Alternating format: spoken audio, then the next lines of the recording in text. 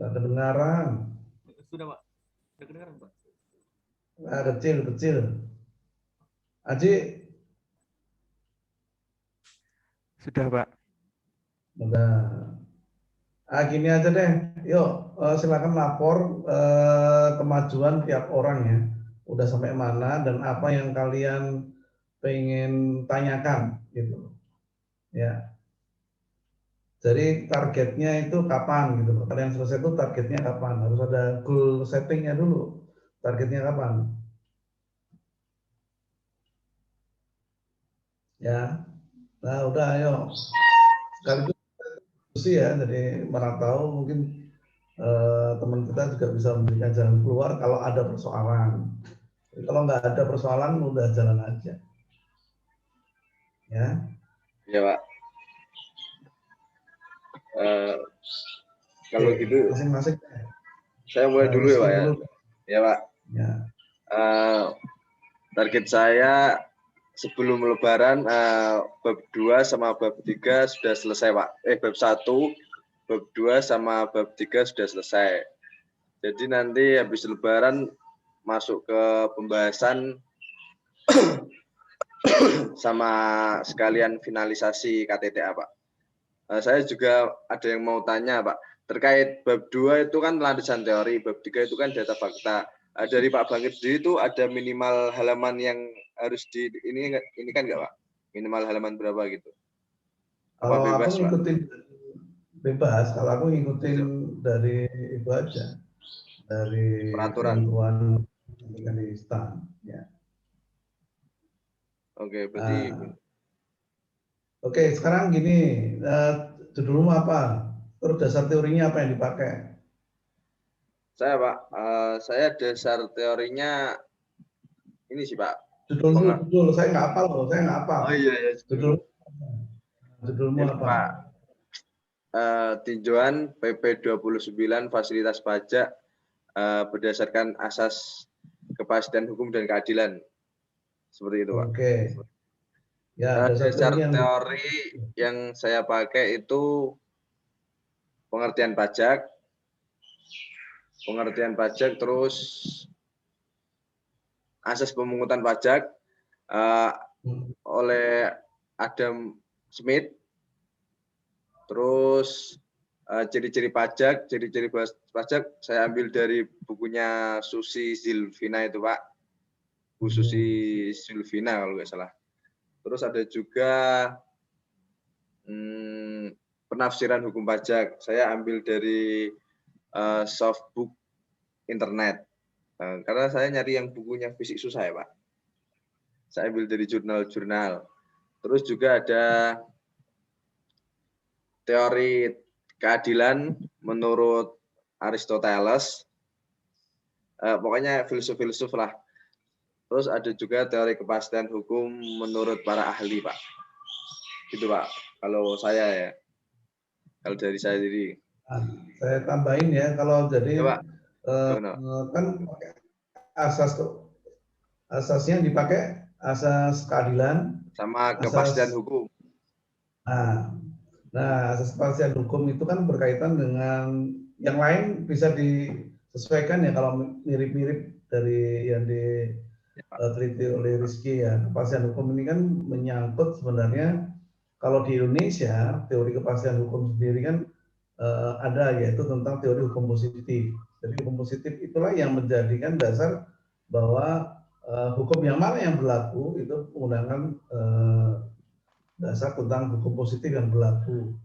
Nah, tentunya mengenai hukum positif itu perlu Rizky kuatkan dengan ini ketentuan di undang-undang pembentukan undang-undang tentang pembentukan peraturan perundang-undangan. Iya Pak. Nah itu, jadi di situ disebutkan bahwa hukum itu pasti kalau itu ada sudah berlaku itu di mana? Yaitu di lembaran negara. Nah itu harus disebut. Kami bicara kepastian hukum. Jadi kepastian hukum itu sendiri selain dari Adam Smith itu kan lebih kepada pengertian filosofis. Ya kan? Kita tarik ke hukum positif, yaitu apa yang dikatakan sebagai hukum itu pasti di Indonesia itu apa. Nah, itu tambahin teori itu, justru itu yang penting, ya. Nah, kalau keadilan, oke lah, keadilan itu kan lebih kepada sebuah ide ya. Itu pakai filosofi, pakai apa teori-teori siapa, monggo saja biar teman-teman bisa kembangkan. Tapi ingat kalau mau kepastian hukum harus dikaitkan dengan Aturan undang-undang tentang pembentukan, ya, ya Pak. itu ada harus disinggung di situ, ya. Nah, kemudian kalau kita lihat kepastian hukum itu kan pasti secara dasar hukumnya pasti dan Gitu. kalau bisa pasti dalam hal menerjemahkan. Nah, ini kan jadi persoalan, ya kan? Nah, kita tuh kadang-kadang pasti ada hukum undang-undangnya ada, undang-undang pajak ada, tapi ternyata pelaksanaan di lapangan kenapa berbeda? Karena tadi ternyata nggak pasti dalam hal menerjemahkan, dalam hal mengartikan. Ya itu juga jadi problem, ya. Nah, itu kalau bisa diuraikan, jadi nanti eh, di review nanti kan apa di undang-undang tentang fasilitas itu, kalau di undang-undang apa di tata urutan perundangan itu ada syarat-syaratnya apa, itu memenuhi persyaratan atau tidak. Nah itu. Oh, gitu ya Pak. Wes, siap Pak. Nanti saya tambahin lagi. Lebih kuat nanti, ya. Siap Pak. Ada lagi. Mungkin yang gantian yang lain Pak. Gantian yang lain dulu Pak. Saya sekalian mendengarkan. Oke. Ya. Yoga, ayo, Yoga. Iya Pak. Jadi judul saya itu tinjauan penerapan pajak restoran di Kabupaten Bojonegoro berdasarkan fungsi budgeter dan fungsi reguler pajak. Terus teori-teori yang saya pakai, pertama pengertian pajak, kedua fungsi pajak, lalu pajak daerah, kemudian pajak restoran, Pak. Oke, pajak daerah, kemudian teori tentang pajak restoran. Iya. Oke, terus yang teori tentang budgeternya di mana? Teori tentang budgeter itu saya itu sih ambil dari punya Ibu Susi juga, sama yang untuk reguleran mungkin nanti saya masih nyari sumber yang lain sih Pak untuk citasi ya. Untuk Nah, kalau teorinya. ini Yoga ya, jadi kalau budgeter itu kan larinya kalau pajak daerah berarti kan ke APBD. Ya, Iya, itu ada undang-undangnya, undang-undang pembentukan tentang yang pembahasan di apa di DPRD. Jadi APBD itu prosesnya dasar hukumnya apa? Nah, itu budgeter itu larinya kan ke APBD. Kalau kamu harus ada tambahan teori tentang tadi APBD ya. Nah, itu ada di mana? Kalau APBN kan ada undang-undangnya sendiri, APBD pun ada undang-undangnya sendiri. Nah, jadi kita tahu, nah apa kalau kamu di kota mana kemarin yang mau diambil? di Bojonegoro, Pak. Di Bojonegoro. Bojonegoro, berarti kan minimal ada data lah APBD Bojonegoro yang terakhir lah. Nah, punya nggak? Nah nanti di situ itu kamu jelaskan di pendahuluan itu kamu jelaskan. Jadi gini, kenapa ini penting? Karena kamu bisa aja kedudukannya apa tadi pendapatan asli daerah terhadap APBD itu seberapa besar gitu. Nah, gitu ya. Iya Pak. Sama saya mau nanya Pak, untuk wawancara itu hasil audionya dilampirkan atau tidak Pak? Maksudnya dikasih di transkripnya aja. Cuma transkrip aja Pak ya? Ya, nggak mungkin soundnya dilampirkan, ngapain. Transkripnya aja. Baik Pak. Ya kan, transkrip itu hasil wawancara kemudian ditulis kembali. Jadi kamu nanya apa, jawabannya apa. Ya. Tapi kalau misalnya ada batuk-batuk nggak usah ditulis. Siap Pak. Ada loh, ada temanmu dulu gitu, Pak. Iya, Terus, lo apa ini? Dia batuk Pak, ya nggak usah ditulis. Nggak usah ditulis. Semuanya yang dia dengar ditulis, ya kan? Nggak perlu. Yang intinya aja, ya. Baik, terima kasih Pak. Kapan jadi targetmu, Yuda? Mungkin setelah Lebaran bab 3 sudah selesai Pak. Terus Juni selesai. Mungkin mudah-mudahan bisa sih Pak. Kok mudah-mudahan, yakin dong. Iya, siap. Bisa Pak. Juni. Ya. Udahlah, memang kalian mahasiswa itu harus prihatin, nggak ada cerita, ya kan? Capek-capek ya udahlah. memang sudah lagi saatnya kalian harus capek-capek dulu, baru menikmati kemudian, ya kan? Ya kan? Dan capeknya itu lama loh, ya kan? Nanti juga kalian nanti S1 juga capek bikin skripsi, ya kan? Nanti S2 capek bikin tesis, ya kan? Nah, minimal S2 lah, minimal, ya. Target kalian tuh minimal S2 ya. Ingat loh. Saya nggak sedih kalau denger nih, banyak kan sekarang ya, saya kalau ngajar di pelatihan-pelatihan itu lulusan D3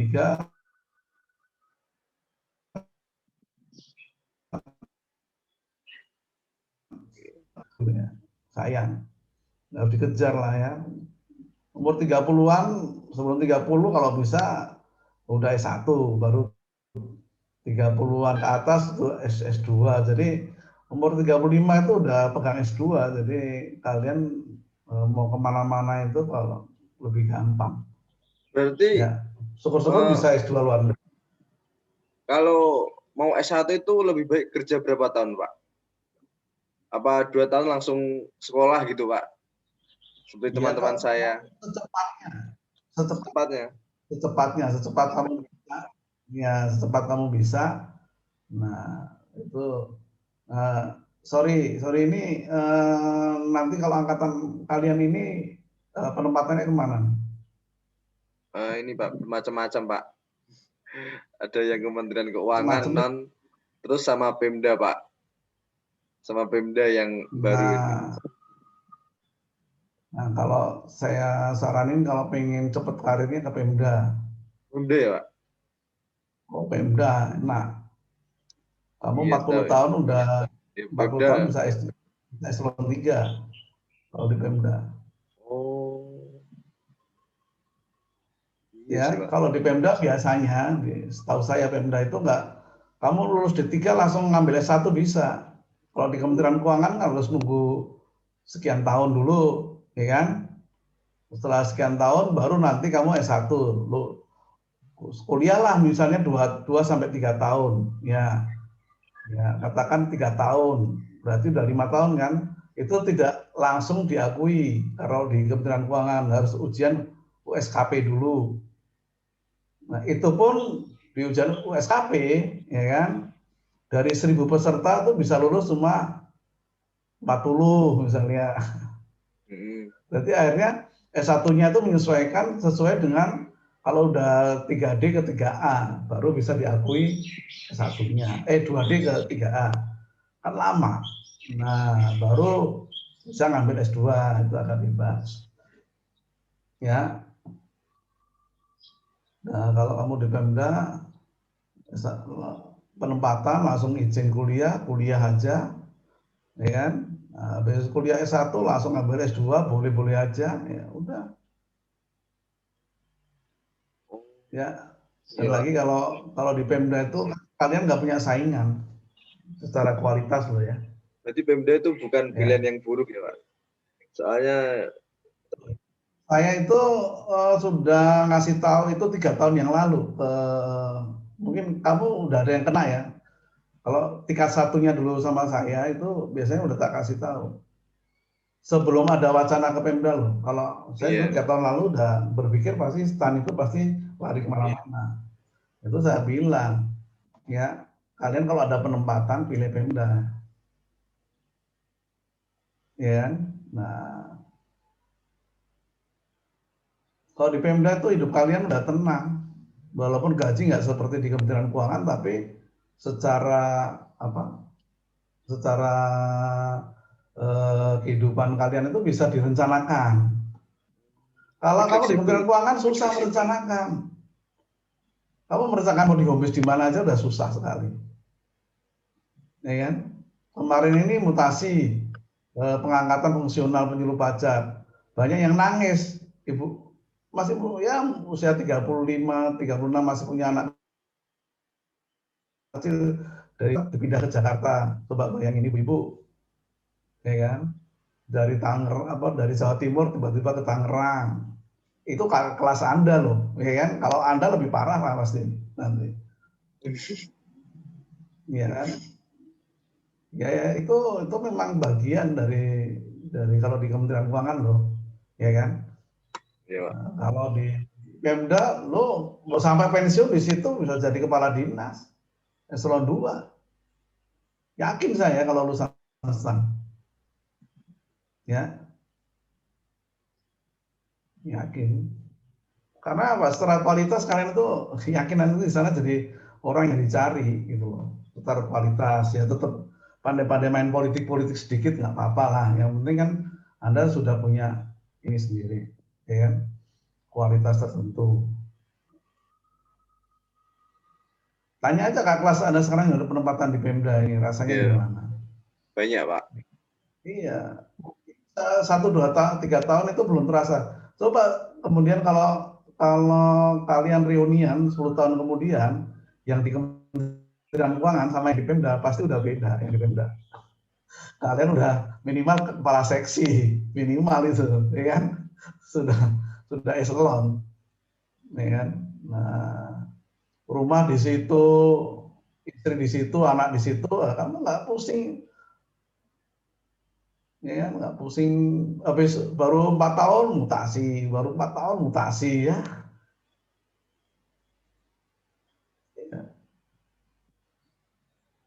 Ya, kalau teman-teman saya tuh banyak merasakan dari Temanggung tiba-tiba mutasi ke Pangkalan Bun.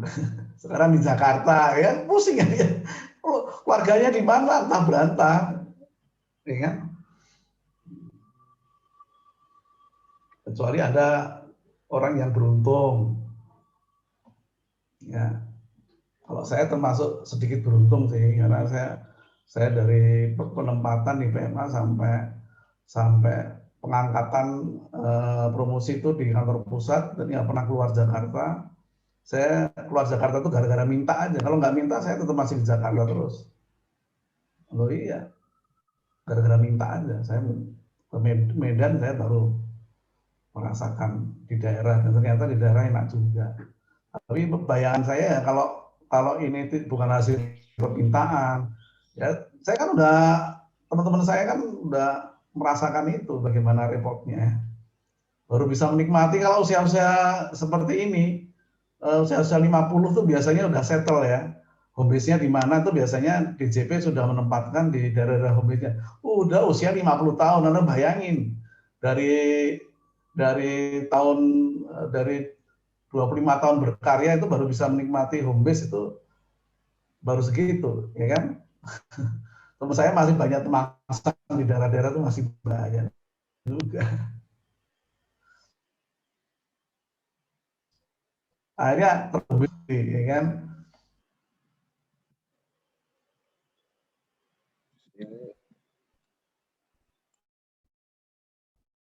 Nah, itu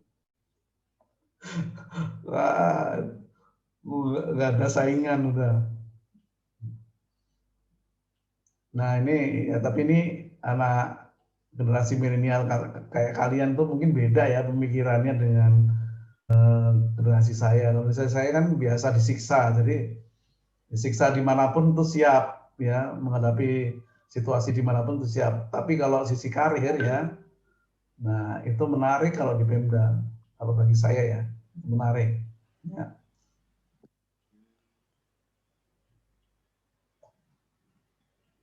Tapi apapun nanti penempatannya ya udah dinikmatin aja Ya, itu terima. pasti yang terbaik. Ya. Iya, Pak. Jadi yoga itu kan udah mulai melirik Pemda itu bagus juga. Mana tahu lulus kamu minta penempatan Bojonegoro diterima. Udah. Ya kan? Ntar 10 tahun lagi jangan-jangan dia udah dari camat di Bojonegoro. Oh iya, camat itu dia harus dari STPDN harus. Nah paling saingan terberat Anda teman-teman STPDN itu aja. Tapi kalau di bidang keuangan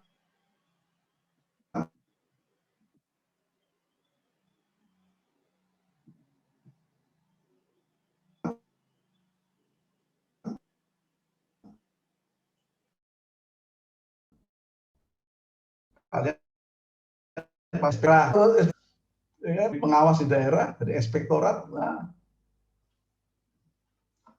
ini udah mau habis aja nih. Udah, yoga udah. Terus next siapa ini? Ayo yang lain. Alif, boleh Alif? Alif, Pak. Alif Taufik. Alif.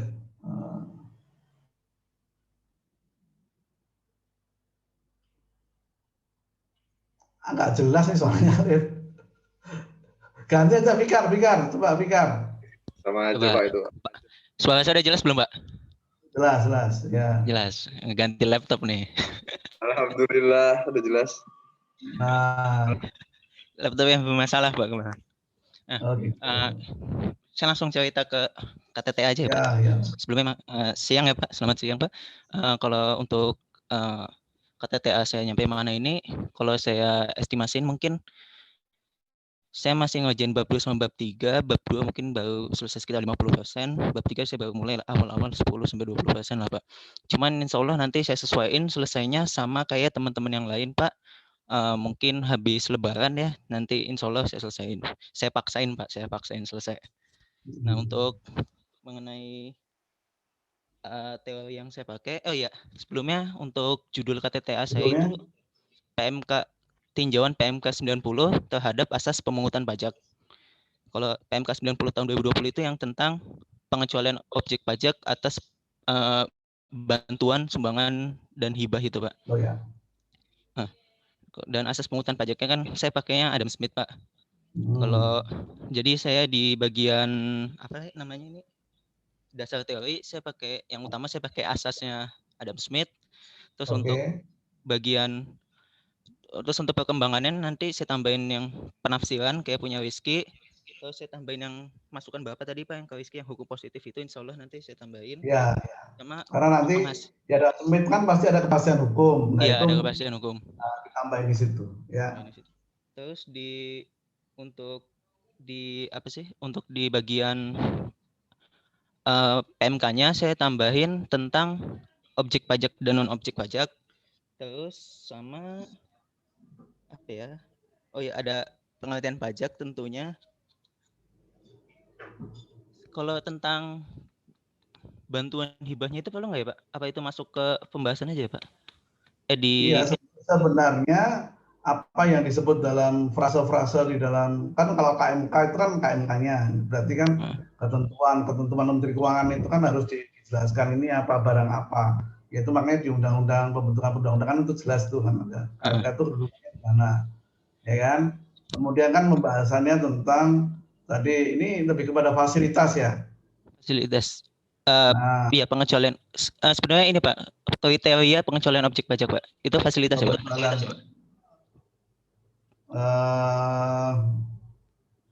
Tapi berlaku umum atau hanya berlaku untuk satu sektor? Umum, Pak. Umum. Cuman paling syarat-syarat pemberinya harus di mana aja, terus dikasihnya itu kemana aja, kayak ke badan keagamaan yang bagaimana berarti gitu. Itu bukan fasilitas, itu berarti ketentuan. Ketentuan ya? Nah, ketentuan, berarti bukan ya udah. Jadi pakai yang tadi istilah-istilah apa bantuan segala macam itu kamu jelasin aja. Ya kan? Kalau dan yang didapatkan ya. Apa tadi? Pengurangan tarif ya atau pembebasan tadi? Pengecualian, Pak. Pengecualian objek pajak ya. Apa saja? Bantuan? Bantuan atau sumbangan dan hibah. Itu yang di pasal 4 ayat 3, Pak. Ayat 4. Oke, Eh, itu kan ada di Undang-Undang PPH ya. Iya, di Undang-Undang PPH. Nah, itu kamu jelasin, berarti pakai dasar teorinya juga Undang-Undang PPH gitu. Kalau itu saya masukinnya ke dasar teori atau gambaran umum ya, Pak? Saya bingung. Di dasar teori lah. Saya mikirnya kan tadinya mau saya masukin dasar teori ya. Kalau Iya, ketentuan PMK-nya masuk ke gambaran umum. gambaran umum yang di mana? PMK-nya itu Di bab termasuk bab 3 ya? ketentuan PMK-nya, Pak. Dasar Itu teori. di bab 3 ya? Dimasukin ke bab 3 ya, Pak? Iya, Saya bab masih 3. Iya. bingung itunya sih, Pak, naruhnya di mana. Jadi kan kalau kamu kan sebenarnya itu Sama ini, Pak, ada kayak datanya itu kan itu PMK itu adalah data yang mau kamu analisis, ya kan? Nah, datanya itu dimasukkan di PMK yang di bab ketiga. Nah, itu karena kamu datanya di situ kan. Nah,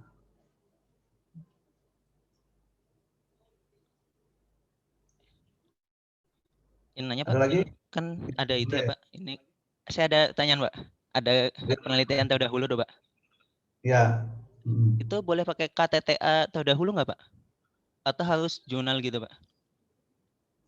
Kalau penelitian terdahulu KTTA boleh, Boleh ya ya? kan? Tapi lebih baik di atas KTTA lebih bagus, skripsi misalnya, jurnal itu lebih bagus lagi, ya. Tapi boleh, Pak. Soalnya saya campur sih, Pak. Ada yang KTTA, ada yang jurnal, ada yang Nggak apa-apa. ya nggak apa-apa. Untuk kalian nggak apa-apa lah. Nggak apa-apa lah ya. Ya. Terus ini, Pak, kalau saya nanya lagi, Pak. Soalnya saya masih bingung ngembangin dasar teorinya di bagian kan saya pakai asas Adam Smith, Pak. Dan Ya. itu ada yang ekonomis sama sebentar, Pak. Karena panik lupa, Pak. Ekonomis sama kenyamanan, Pak. Itu dikembangin lagi nggak, Pak, dasar teorinya? Atau cukup pakai yang Adam Smith aja? Ya, kalau kalian punya literatur yang lain lebih bagus, ya kan? Kalau enggak ya itu aja nggak apa-apa. Kalau ekonomi itu nanti itu kalau nggak punya ya tapi saya yakin di beberapa KTTA ya saya nggak hafal ya itu ada kok yang ngembangin teorinya di situ. Kalau kamu rajin cari, ya browsing di jurnal ada lah itu. Itu lebih baik, jadi lebih kaya gitu, lebih kaya. Ya. Tapi tentunya juga nanti harus disesuaikan dengan jumlah halaman dan lain-lain ya. Ya. Halamannya berapa ya, Pak? Ada Aku maksimalnya sih ya, Pak? nggak tahu, setiap tahun kan berubah. Kalian aja yang nentuin soal halamannya itu. Aku belum baca, Pak, kalau jumlah halaman. 20-an kayaknya. 20-an? 20 ke atas, 20, 25. Bisa lah. Maksimalnya 25? Maksimal. Ya tergantung, kalau kamu mau nulisnya 400 halaman ya bisa aja kan, itu bisa. 1000, Pak, 1000. Nah, kan bisa tergantung, itu kan komposisi ya. Komposisi seperti apa. Oh. Oke, Pak, oke. Kalau saya sementara itu. Oke, ya. Ceritain lagi, Pak. Boleh. Apa, Pak? Kalau aku sih cukup, yang penting kan kamu nanya gitu. Kalau yang ditanya sih sementara. Ya udah. Kalau yang bimbingan. Boleh. Mau nanya yang lain? Apa soal kayaknya enggak dulu deh, Pak. Yang lain dulu aja. Oh, yang lain dulu aja deh, Pak. Oh, pakal ya, Pak. Muhammad Gita.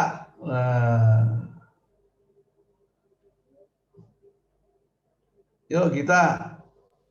Ya, Pak.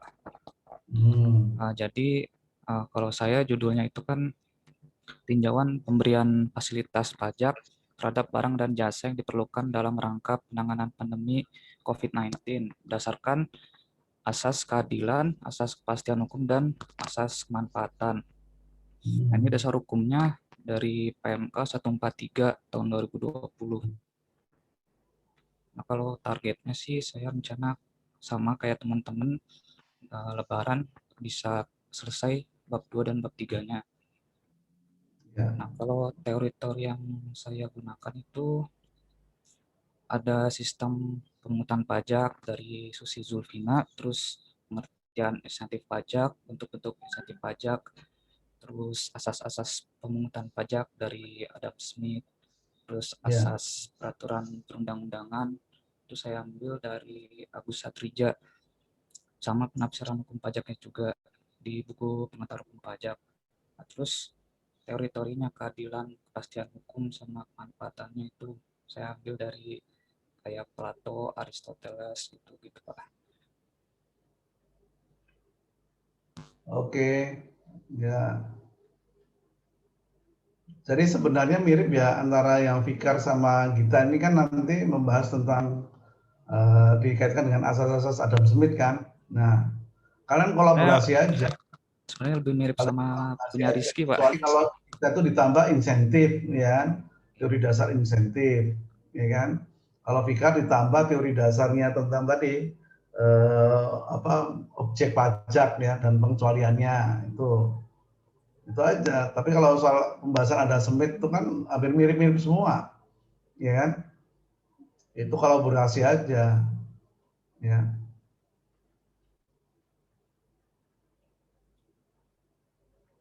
Jadi kapan kita mau selesai? Kan datanya udah ada, tinggal Ya. kamu tinggal tulis kan di bab Sama sih 3-nya. kayak teman-teman Pak, Lebaran nanti Pak. Nah, tinggal Targetnya bab segitu. 4-nya membahas ini menurut ini gimana, ya kan?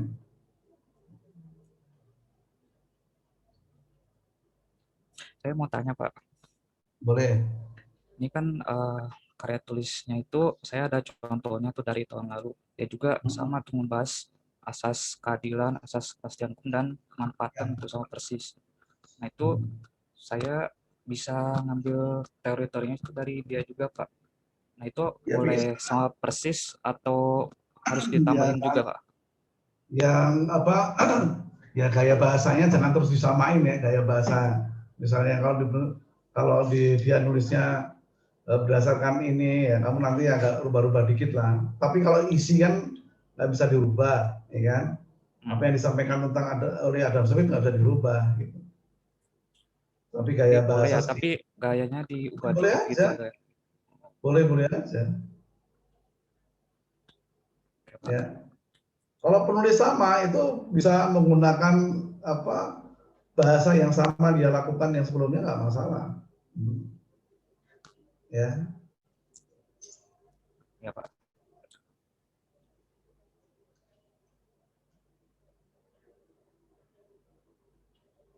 Oke. Ada lagi, Git? Udah Pak, itu aja. Terima kasih Pak. Ya.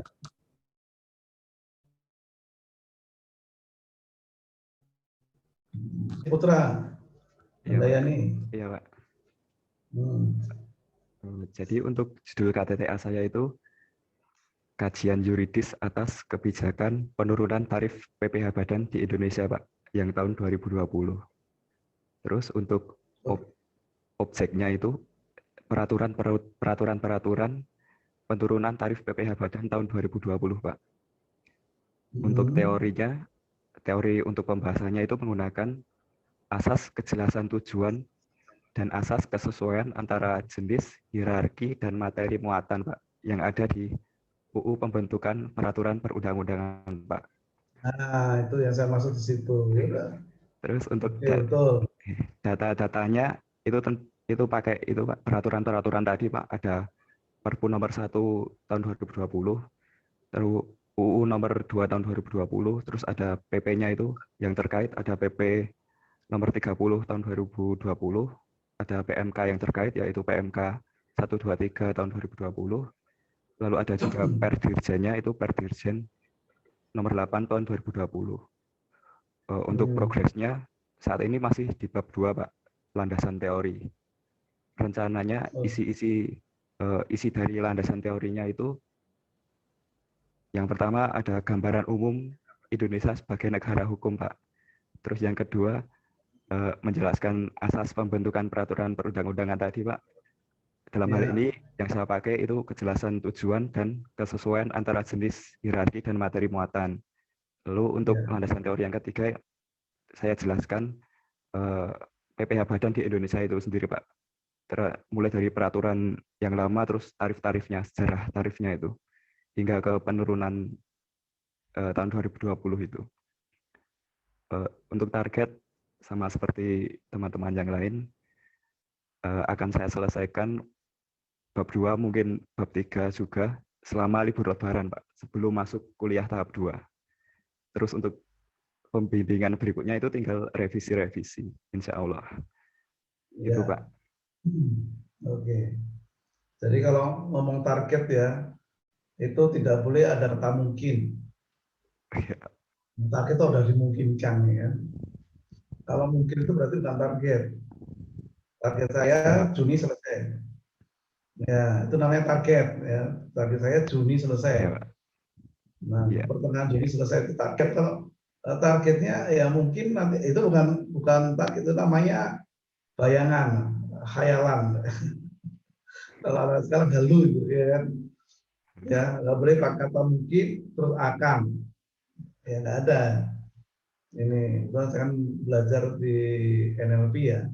Kalau kamu sendiri men-setting target pun nanti mungkin ini selesai mungkin akan selesai di bulan Juni. Wah, udah nggak masuk ke otakmu gitu.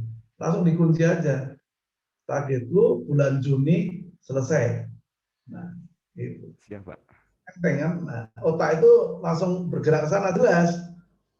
Ya, teman-teman, diri kita itu di driver oleh pikiran kita. Pikiran kita itu semacam kompas, ya kompas panah yang kita akan membawa diri kita. Kalau kita nggak punya panahnya itu nggak jelas ya kan, targetnya nggak jelas ya diri kita nanti ke bawahnya nggak jelas. Tapi kalau Anda sudah bawa diri Anda ke arah yang tepat, yang jelas, ya. Jadi target bulan Juni selesai, Pak. Nah, oke, itu namanya. Otak langsung men-setting ke dalam diri Anda, Juni selesai. Terus dia akan berkreasi dengan sendirinya. Semangatnya muncul, ya kan? Tapi kalau mungkin, nah itu enggak.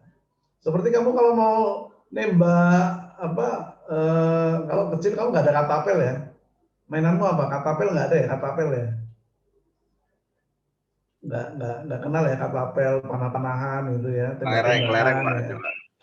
Lereng ya, lereng itu kan kita harus kena, itu harus kena kan. Nah, tapi kalau kita aja, kamu mau nembaknya, yang penting gua nembak, kena atau nggak kena urusan nggak, itu nggak akan kena terus, ya. Harus fokus, ya, jelas titiknya di mana, ya. Titiknya di mana aja belum tentu kena, apalagi yang titiknya nggak jelas, ya kan. Ya, oke ya, Ji. Sip. Siap, Pak. Ya, Muhammad, yang belum mana Alif nih, Alif, suaramu udah jelas belum? Kamu nggak pakai headset aja, kamu pakai laptop kan? Headsetnya dilepas dulu. Headsetnya dilepas. Atau kamu atur di Zoom kamu, kan ada gambar mic, kamu atur, kamu speakernya pakai apa, mic-nya pakai apa. Nah, itu diatur.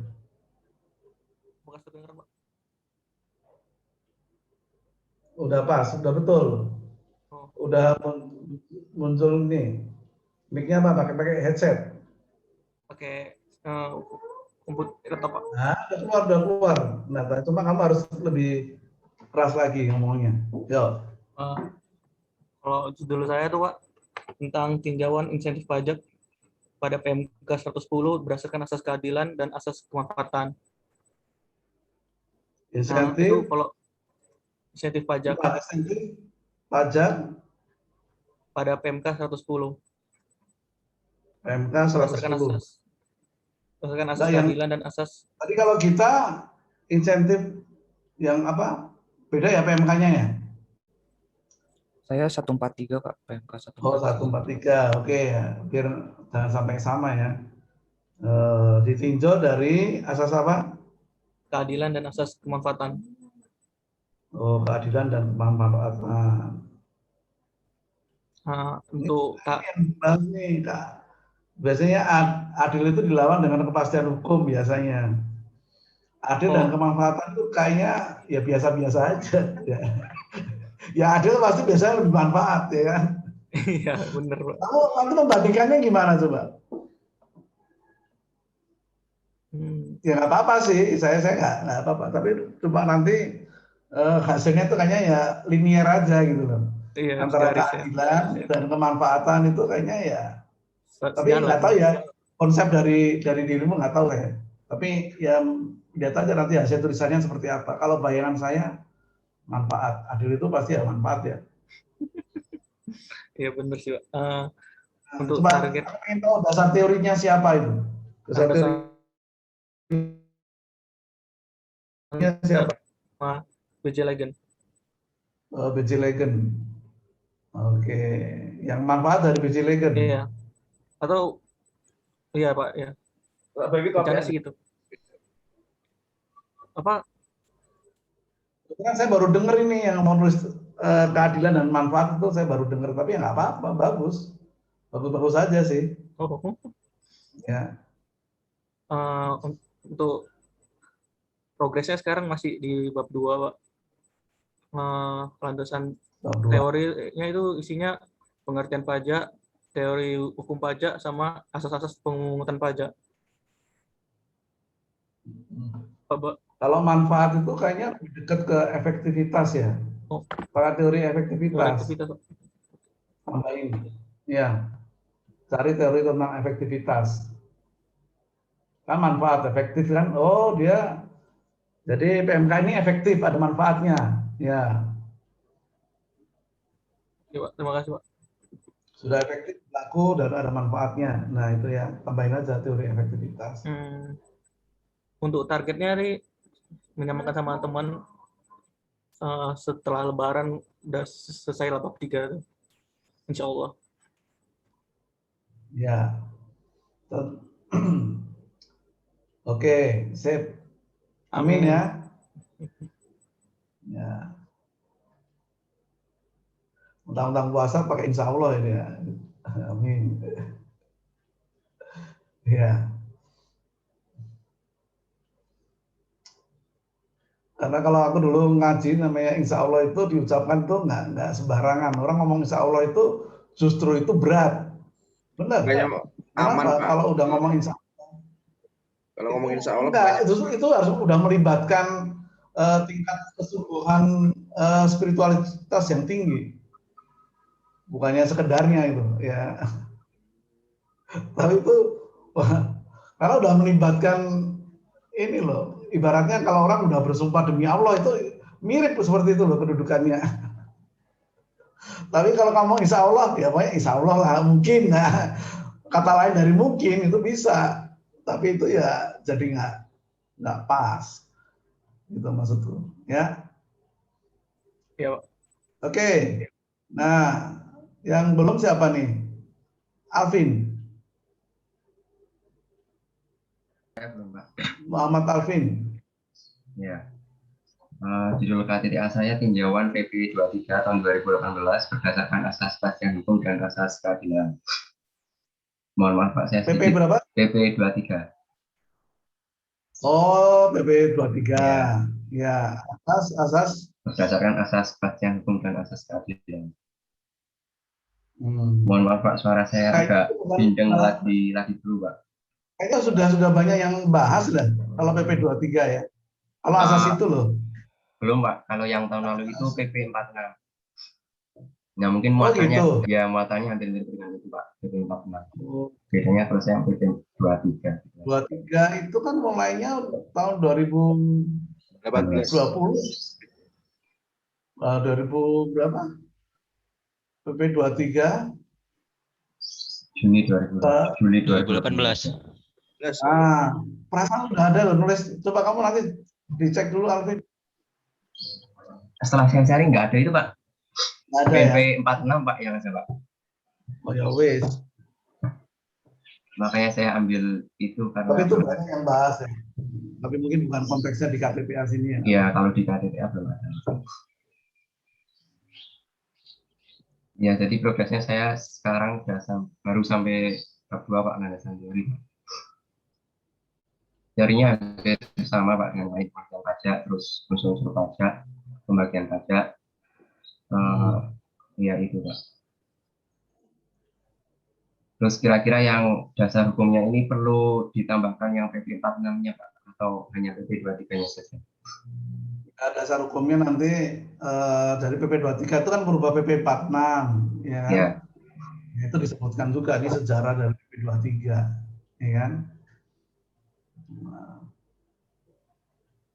Oh ya. Berarti tetap dituliskan ya Pak, PP 46-nya ya? Ya nggak usah, maksudnya bicara tentang PP 23. PP 23 kan nanti bicara tentang apa namanya penghitungan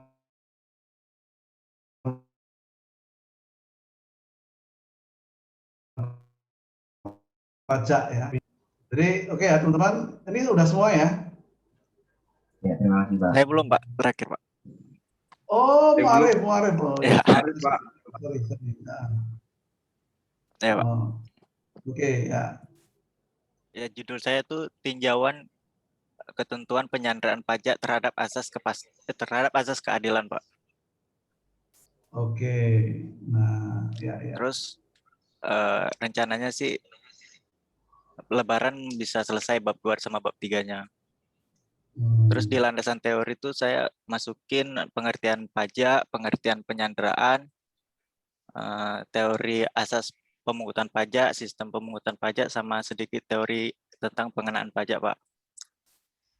Terus sama peraturannya saya ambil dari Undang-Undang PPSP pasal 33 sampai 35 sama turunannya di Undang-Undang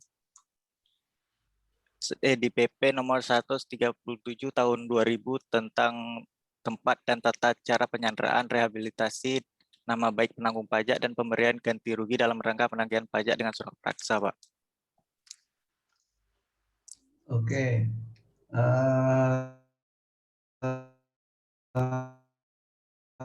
Saya tanya, penagihan pajak ini termasuk ranahnya penegakan hukum administrasi atau pidana?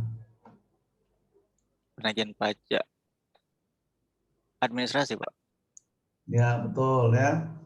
Kamu tambahin dulu ya kerangka besarnya. Kalau penyanderaan itu dari pertama penegakan hukum ya. Penegakan hukum pajak itu ada penegakan hukum administrasi, ada yang pidana. Nah, yang kamu akan ini kan penegakan hukum administrasi. Ya. Jadi penegakan hukum administrasi itu ya mulai dari pengenaan sanksi administrasi sampai dilakukannya tadi dilakukannya tidak penagihan pajak. Nah, itu bagian dari penegakan hukum administrasi. Jadi pembaca itu tahu, oh ini ranahnya di sini nih mau dibicarakan. Berarti ya, diceritain dari proses dari awalnya, Pak? Dari mulai kena sanksi diberitahuannya gitu, Pak? Bukan, kamu cari landasan teori ya tentang penegakan hukum administrasi perpajakan. Jangan tulisannya siapa, dan itu ada ya. Ya, Pak. Biar secara landasan teorinya itu terstruktur dari yang besar sampai yang ke detailnya. Bagus lagi kalau kamu ditambahin nanti ada data mengenai berapa sih jumlah penyanderaan yang sudah dilakukan. Ya. Ya, Pak. Penyanderaan yang sudah dilakukan itu berapa? Ya. Ini kan sampai kalau sekarang kita nggak denger nih di media massa. Ya, Pak. Ada baiknya, Muarif, kamu coba hubungin di Direktorat Direktorat Penagihan dan Pemeriksaan di kantor pusat. Ya, ada baiknya. Kamu sekarang tinggal di mana sekarang? Sekarang di Jakarta Barat, Pak, di Kembangan. Nah, Kalau bisa ngurus itu nanti minta datanya aja, data mengenai tindakan penyanderaan selama 3 tahun terakhir lah, ya 3 tahun terakhir atau 5 tahun terakhir. Nah itu bisa itu, ya.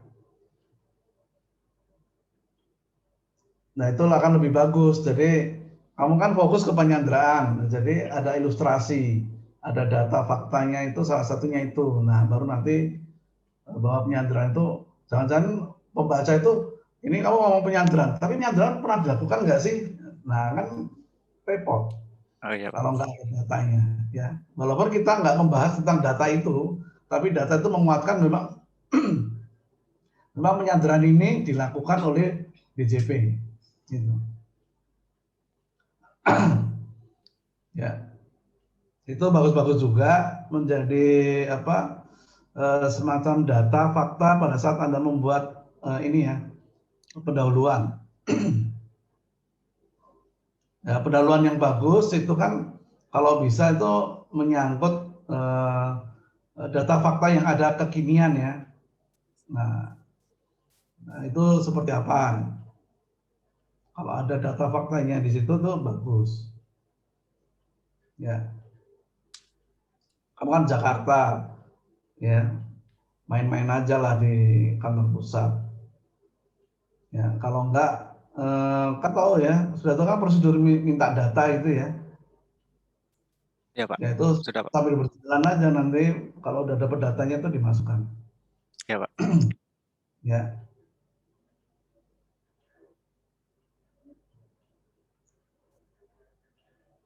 Ada yang mau ditanyakan, Mari? Nggak ada sih, Pak. Oke ya. Nah ini ya teman-teman, saya ingatkan,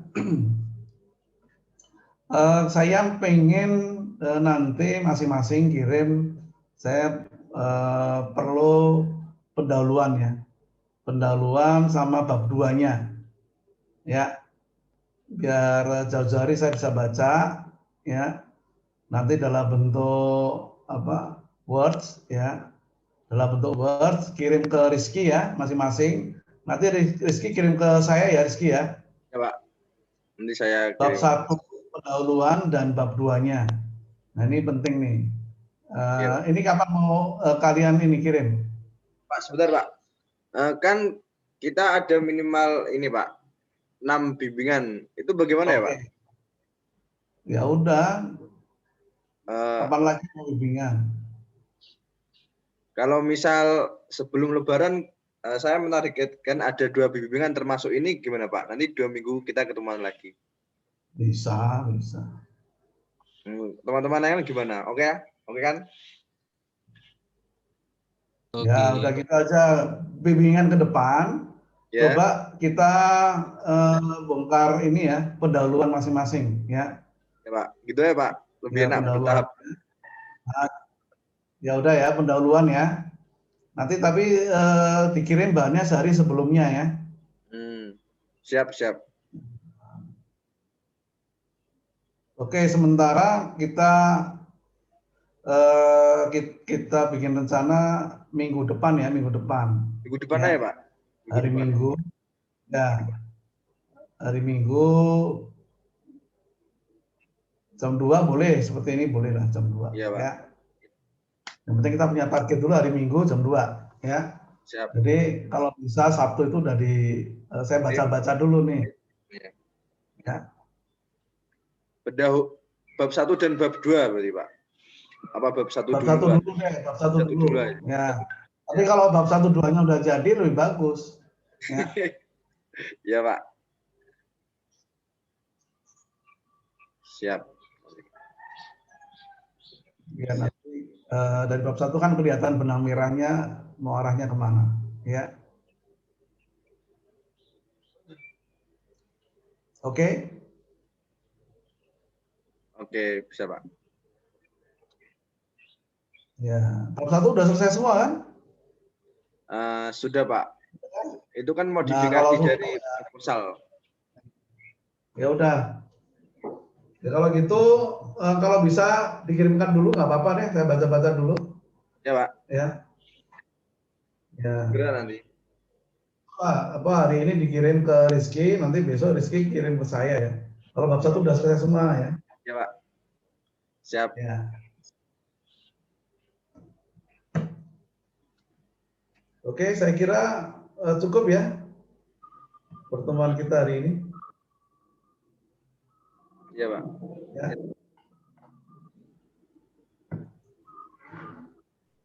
Yuk kita akhiri pertemuan kita hari ini dengan ucapan syukur ya bahwa kita sampai hari ini masih bisa dalam keadaan sehat. Nggak ada yang kena tanda-tanda COVID kan? Nggak ada kan? Sakit biasa Pak, masa semua sakit biasa ya. Sakit. Iya. Semoga sehat semuanya, sampai ketemu minggu depan ya. Iya Pak. Membahas satu. Oke ya, wassalamualaikum warahmatullahi wabarakatuh. Ya, selamat siang. Terima kasih Pak. Waalaikumsalam warahmatullahi wabarakatuh. Terima kasih Pak. Terima kasih Pak. Saya N ya.